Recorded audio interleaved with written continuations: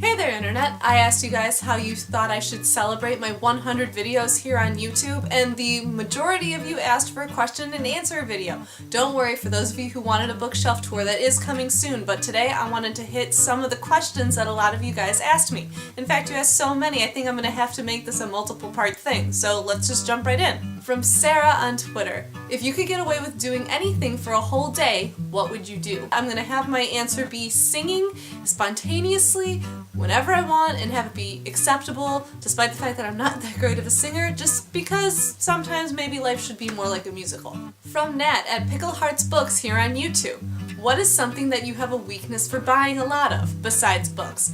T-shirts. I have a serious t-shirt consumption problem. I am just a sucker for a well-designed shirt that looks comfortable and reminds me especially of something that I like or care about, or it's just cool. But it's a really good problem to have. Lots of laundry though. From Time and Chance here on YouTube: what is your favorite place to shop that's not book related? I will say that Target gets quite a lot of my paycheck sometimes because it's so hard to go in there and just buy the one thing that I meant to buy. Also from Time and Chance: is it important to read the classics once you're out of school? Yes, absolutely. And I'm not just saying this as a teacher and a librarian, I'm saying this just as a lifelong reader. There are some books where you get a lot out of them when you're in class and you're in that environment, but you can get a lot out of them too once you're done with school. I forget who said it, I'll put it here, but there's this old saying that when you reread a classic, you don't see more in the book than there was before, you see more in you than there was before. And I think that's totally true. I read To Kill a Mockingbird for the first time when I was 14 in my freshman year English class, and I liked it, I got a lot out of it, but then I reread it for the first time this past year, and it was almost like a totally different book. Sure, the plot points that I remembered were still there, but I saw this story almost with a whole new set of eyes because of all the life experiences I've had since I was 14. And again from Time and Chance: what Blackhawks stuff do you all have? I have a lot.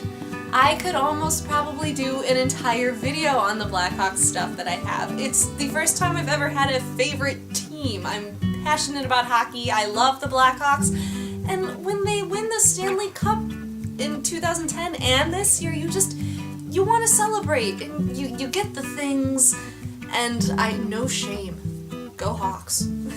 From Eileen Slater here on YouTube: what is something quirky about you? I always sit on my left foot. In fact, I'm sitting on my left foot right now. I just do.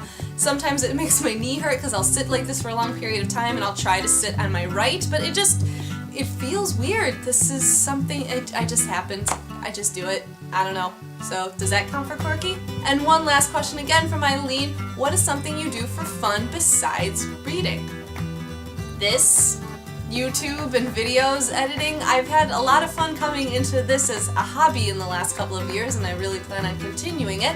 I also really just enjoy making things. I like to draw, I like to paint. I'm not particularly good at it, but I do try. I love traveling, I like to knit. I knit.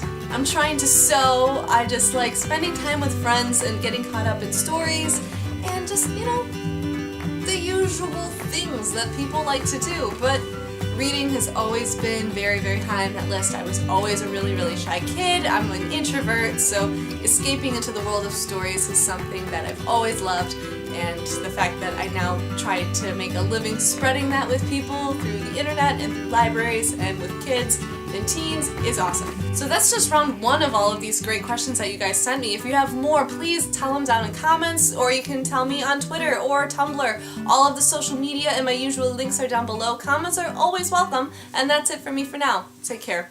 Bye!